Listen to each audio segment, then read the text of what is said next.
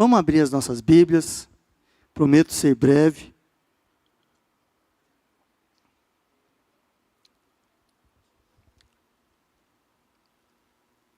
Em Filipenses, capítulo 3, vamos ler do versículo 7 até o 14.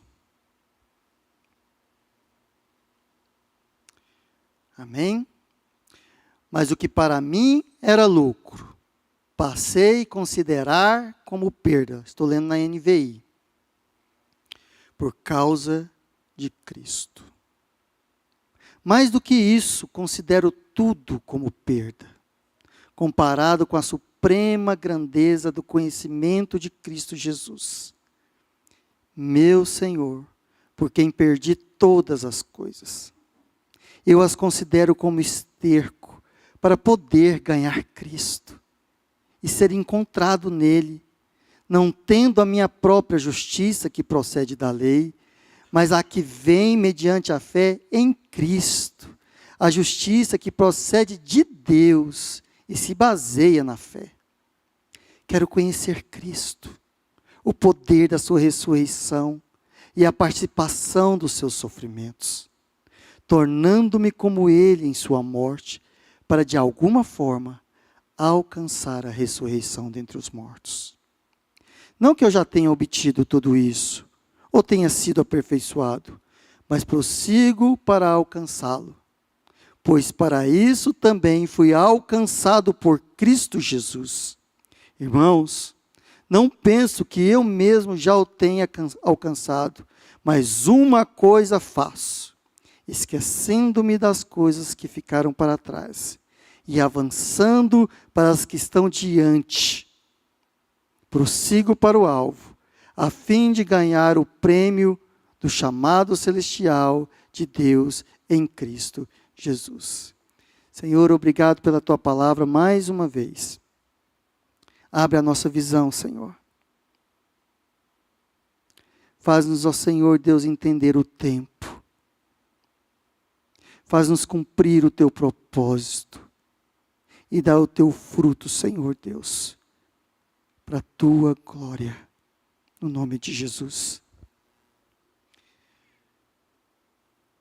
Se por acaso, Ivone, Deus te desse a oportunidade de voltar no tempo, aos tempos de Jesus, que situação assim você escolheria, um momento da vida de Jesus, do ministério de Jesus, você gostaria de ver? Te desse uma oportunidade, por volta, você vai ter uma oportunidade de ver uma situação do ministério de Jesus. Qual seria?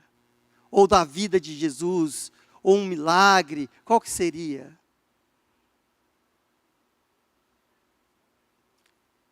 Qual? O momento em que ele estava ensinando. Você, Renato. A conversa com Nicodemos. Você, Ricardo. A ressurreição de Lázaro. Marilene.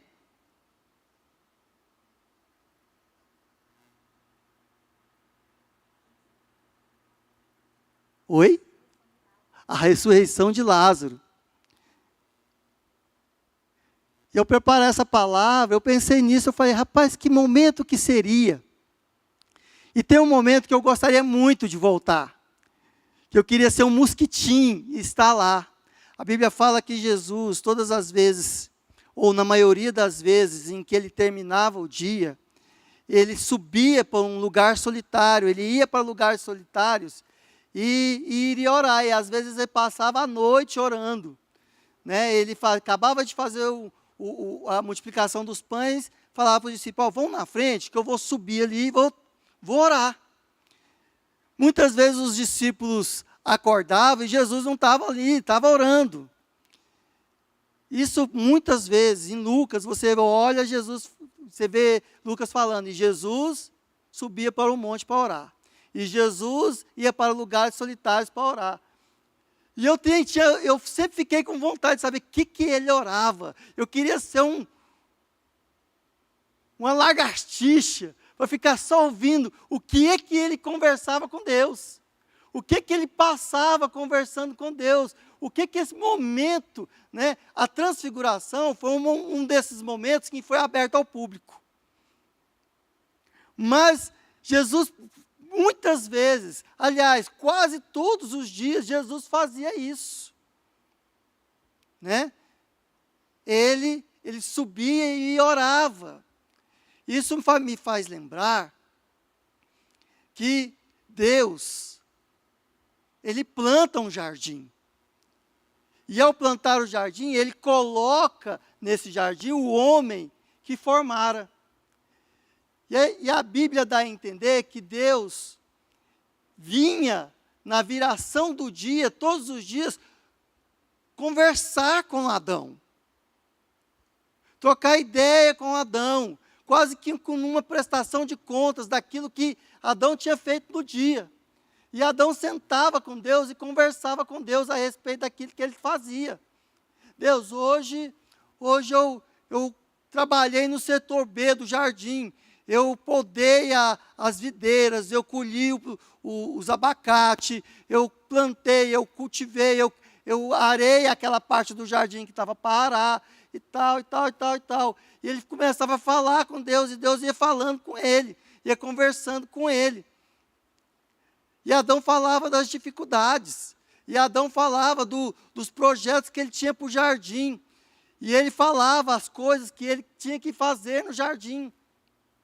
E Deus ia conversando com Adão, discipulando Adão, ensinando Adão a respeito do jardim, dia após dia. Olha, Deus, o setor C do jardim não deu aquela colheita que a gente estava esperando. Assim, deu, a gente colheu muitos frutos, mas não deu tanto. Foi assim, a gente estava esperando uns 80 frutos, mas deu mais ou menos uns 40. Aí Deus fala, não, preocupa não, mas os frutos estavam bons? Eram frutos bons? Ou era, quantas sementes você tem para a próxima, para a próxima safra? Né? Então Deus ia conversando com Adão a respeito das coisas que iam no jardim. E hoje eu quero falar, né, eu já preguei muito sobre o jardim, eu já preguei sobre a terra, nós já pregamos sobre a semente, alguns dias atrás eu preguei sobre a água, e hoje eu quero falar sobre algumas coisas que eu creio que Deus falava com Adão a respeito do jardim, sobre os preceitos do jardim, ou sobre as regras do jardim. Essa palavra, ela cairia melhor no domingo de manhã, por ser uma palavra um pouco mais de ensino.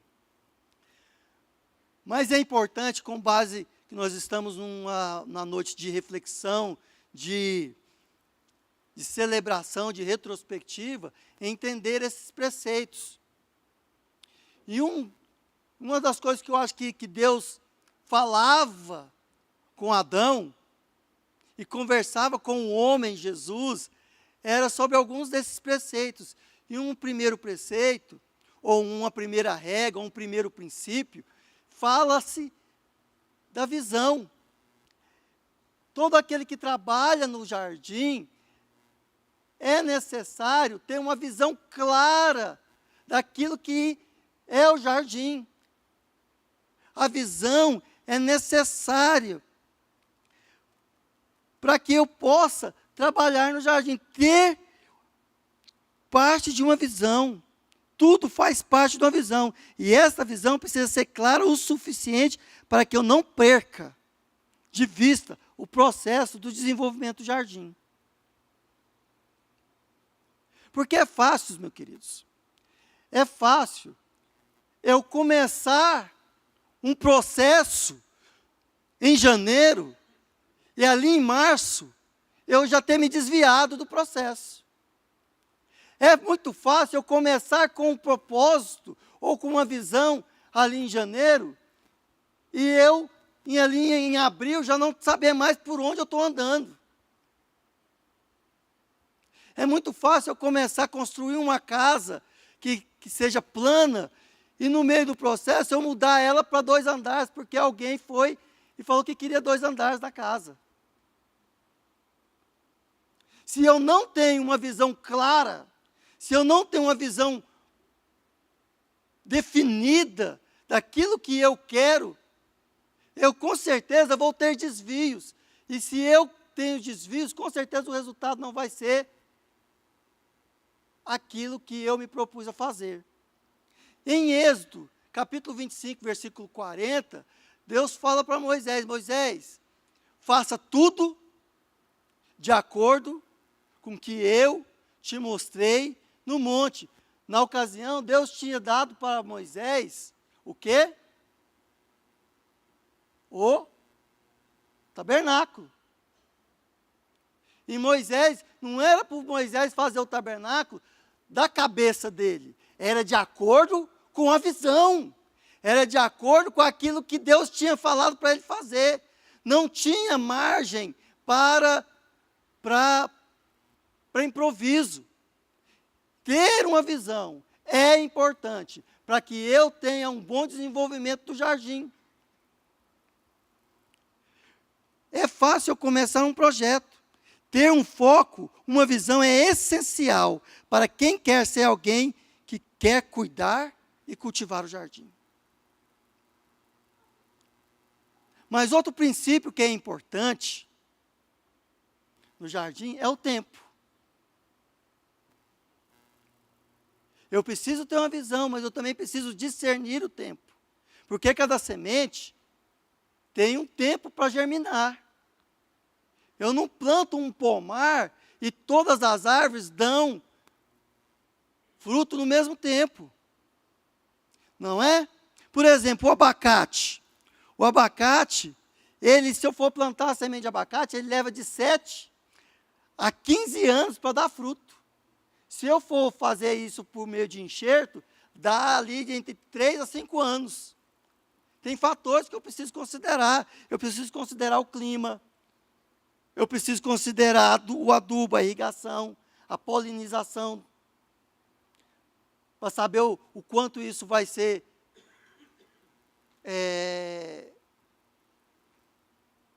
vai crescer. Mas se eu faço uma manga leva de 5 a 10 anos a semente da manga para a mangueira, depois que eu planto, para a mangueira dar o fruto. Se eu fazer um enxerto, de 3 a 5 anos. Percebe? Tempo. Eu preciso considerar o tempo. Então, é um princípio do jardim eu considerar o tempo. Agora, por exemplo, o morango, ele leva de 6 a 12 meses. Às vezes, até de 3 a 4 meses. E ele dá morango o ano inteiro. Oi? Não é? Mas olha só, Edivone, eu vou plantar morango então. Não é? Agora, a azeitona, o que acontece? A azeitona, ela leva de 5 a 12 anos para dar a azeitona. Se eu for semente, em processo de enxerto de 3 a 5 anos. Mas olha só, a azeitona, ela produz frutos de 50 a 100 anos.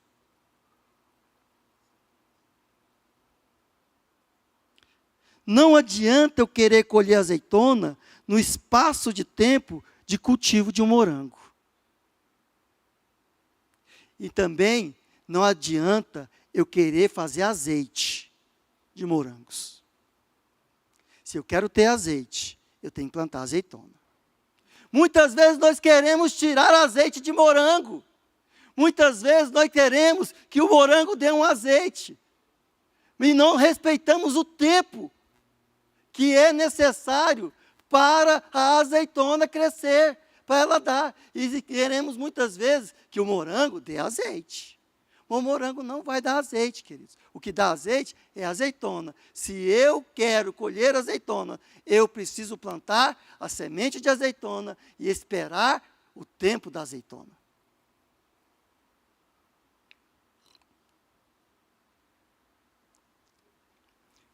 Nós nos tornamos imediatistas. Queremos tudo ao mesmo tempo agora. No jardim, nós precisamos entender que o tempo é um fator que precisa ser considerado para o tipo de plantio que eu quero. Se eu quero morango, eu vou colher mais rápido. Mas se eu quero azeitona, eu preciso considerar o tempo da azeitona. Um outro ponto que eu gostaria de ler primeiro o versículo é Isaías 55, do versículo 10 ao 11. Porque assim como descem a chuva e a neve dos céus, e para lá não tornam, sem que primeiro reguem a terra e a fecundem, e faça brotar para dar semente ao semeador e pão ao que come, assim será a palavra que sair da minha boca, não voltará para mim vazia, mas fará o que me apraz e prosperará naquilo que a designei. O outro propósito do jardim, ou o outro fator do jardim é o propósito. Cada ação no jardim precisa ter conexão com o resultado. Não posso fazer coisas só porque é interessante. Eu não posso fazer coisas só porque o outro está fazendo. Só porque a igreja do lado está fazendo. Só porque eu li num livro. Só porque é moda. Só porque todo mundo agora faz. Não! Eu preciso ter conexão com o propósito, com a visão daquilo que eu quero fazer. A irmã falou, a igreja de Nova Vida, eu achei a palavra um pouquinho forte, é imutável. Mas por quê? Porque temos uma visão, temos uma forma de ser. Não é porque agora todo mundo prega em formato de coach que nós vamos pregar. Sabe por quê? Porque a igreja de Nova Vida é fundada no Evangelho. É no Evangelho, é na pessoa de Jesus, é na morte e na ressurreição de Cristo, é na libertação e na cura através da vida de Deus. Nós não queremos ir mais nada, nós não pregamos mais nada, nós não direcionamos mais nada, nós trabalhamos no sentido de amar a Deus, amando as pessoas, servir a Deus, servindo as pessoas. Não andamos por modismo, andamos por propósito. E cada ação, cada evento, cada ministração, cada curso, cada retiro, cada passo que nós demos, nós colocamos isso no coração de que é o propósito que nós cremos. Amém? Muitas vezes nos jovens tivemos propostas para fazer cultões aqui. E muitas vezes os líderes dos jovens sentaram e falaram assim, esse não é o propósito. Nós queremos criar jovens saudáveis. Não queremos ter uma colheita de milhares de jovens que nós não tocamos, que nós não discipulamos. Nós queremos ter jovens que amam a Deus, que amam o próximo. Por isso nós falamos no final do ano, a nossa última ação não vai ser uma apresentação, vai ser servitude. Vamos aonde precisa de alguém ser servido. Fomos para um orfanato. Cada ação precisa ter conexão com o propósito. Numa época de redes sociais, temos acesso a diversos experimentos, formas de fazer, estratégias que no contexto local foram bem sucedidos. Mas se formos olhar para o propósito, não geram valor ou não impulsionam em direção ao que o Senhor nos mandou fazer. E nós sempre queremos copiar a fórmula mágica. Sempre, meus irmãos. Nós vamos ser seduzidos pela fórmula mágica. Não, porque fulano fez. E os nossos olhos precisam estar fixos em Jesus. Ele é o nosso propósito. Amém?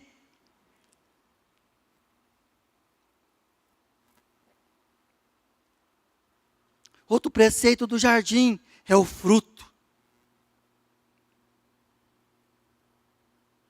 É o fruto que determina que tipo de trabalho estamos realizando.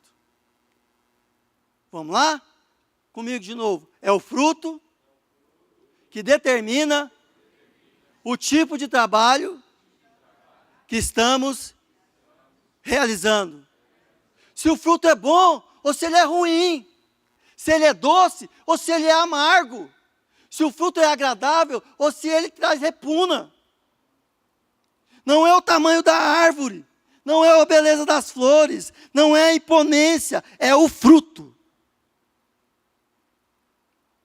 É o resultado que determina se o que eu fiz cumpriu a visão ou não. É a qualidade da seiva que gera o fruto e o torna doce. É a essência. A forma mais básica de nós medirmos se estamos no caminho certo, não é olharmos para a quantidade de frutos colhidos. É olharmos para a qualidade de frutos colhidos.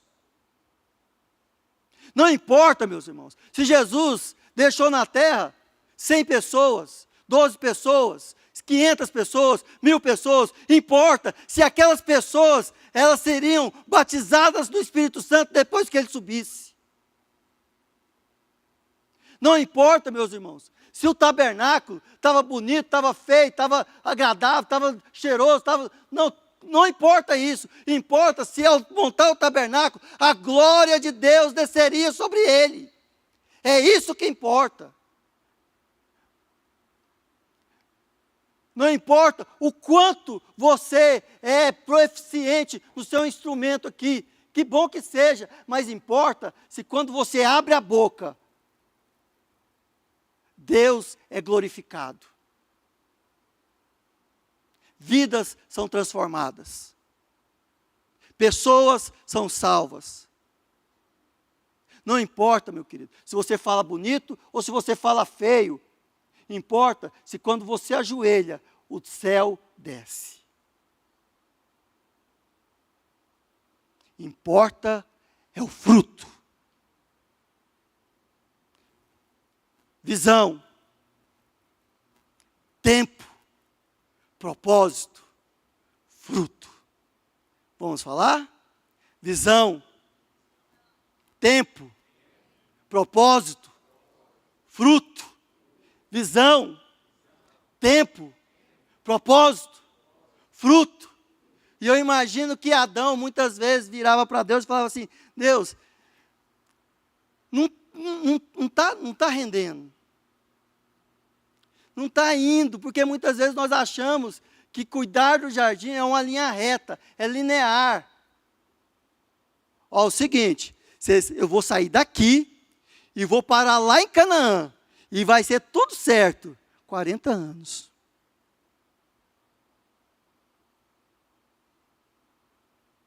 Nós pensamos que tudo é uma reta, e não é. Não, aí depois que a gente entrar na terra prometida, vai dar tudo certo. Vai ser aquele descanso. Josué, é o seguinte, Moisés está morto. Pega você e esse povo, passa o Jordão, e a primeira coisa, tem Jericó. Ué, mas parece que começou tudo de novo. É, começou tudo de novo.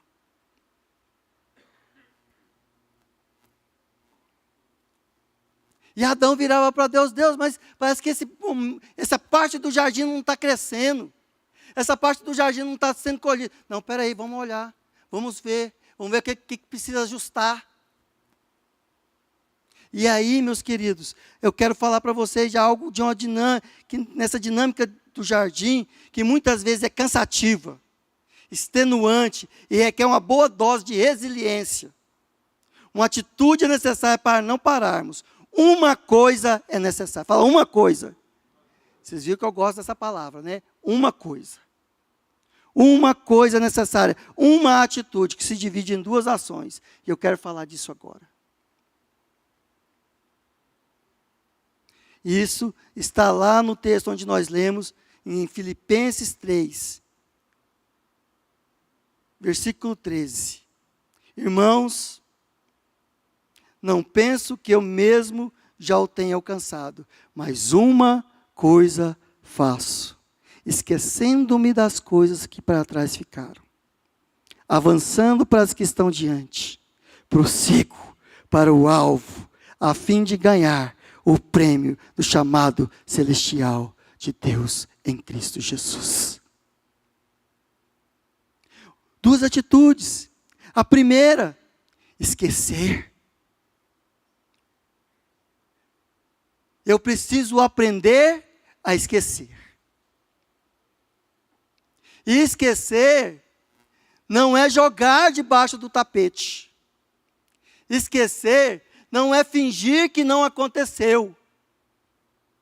Esquecer não é eu ir colocando, acumulando no meu coração e deixando para lá. Não! Senão eu viro aquele crente trem. Já viu crente trem?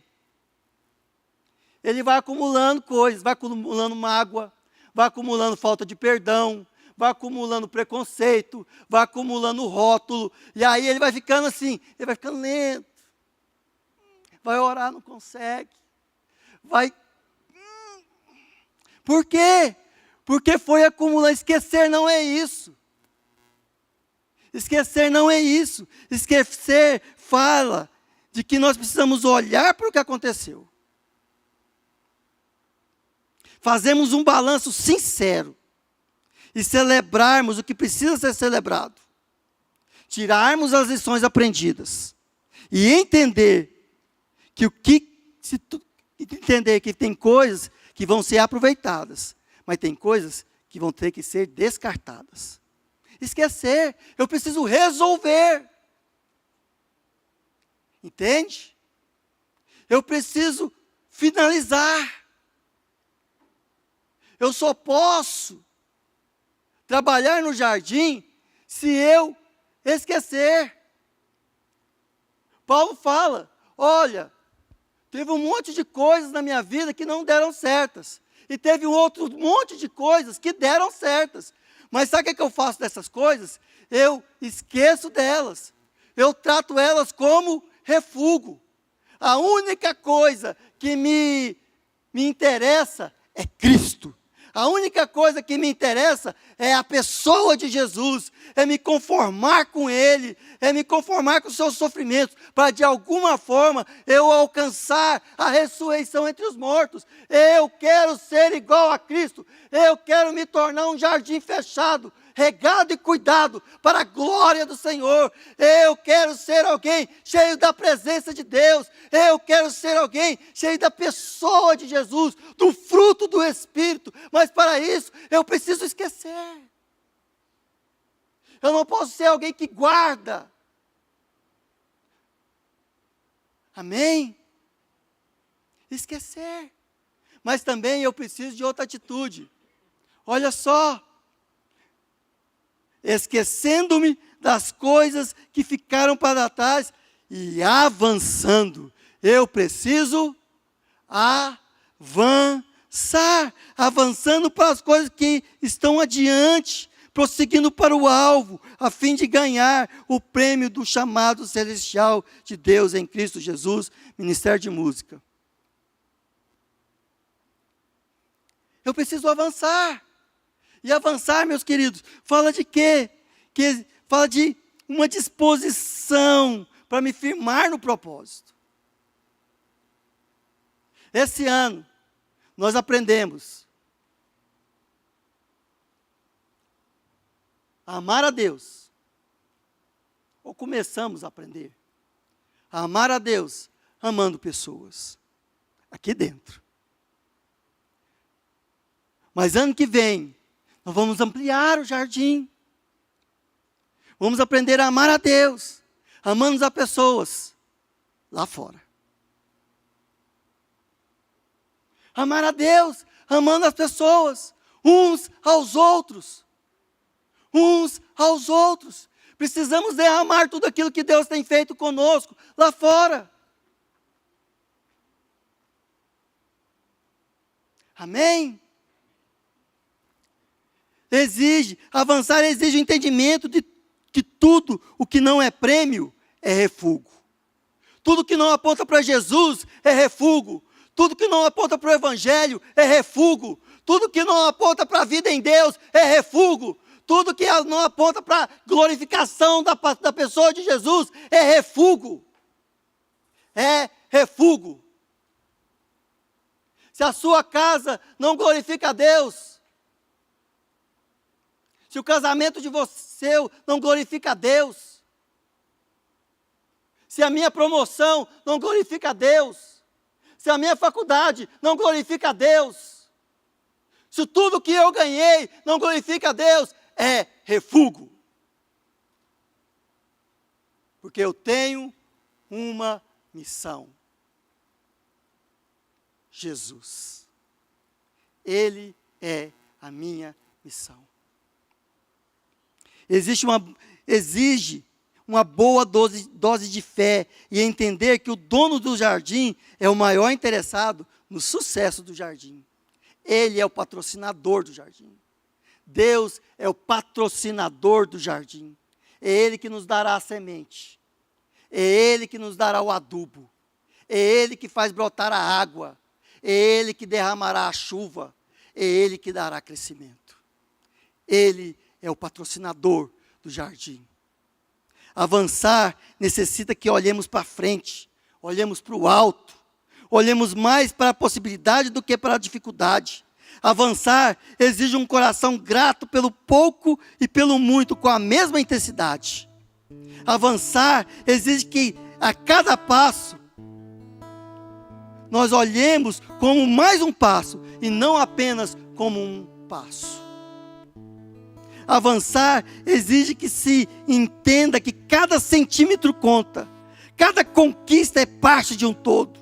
Avançar exige que os nossos olhos estejam fixos no alvo, no prêmio, e a nossa vida não é uma passagem pela terra, e sim uma vocação concedida por Deus. Avançar não olha para o que falta como se aquilo fosse empecilho. Avançar olha para o que falta com a certeza de quem comissionou é o mesmo que me fará conquistar cada desafio. Pois quem me prometeu é fiel para cumprir. Igreja de nova vida. Nós nascemos com uma missão: glorificar o nome de Jesus. E nós cumpriremos essa missão, porque Ele colocou isso no nosso coração. E Ele cumprirá dentro de nós. Vidas serão restauradas. Famílias serão curadas. Jovens serão ganhos. Homens serão curados, transformados. Gente aqui será transformada pelo Espírito Santo. Aqui se levantará profetas. Aqui se levantará pastores. Aqui se levantará diáconos. Aqui se levantará ministros.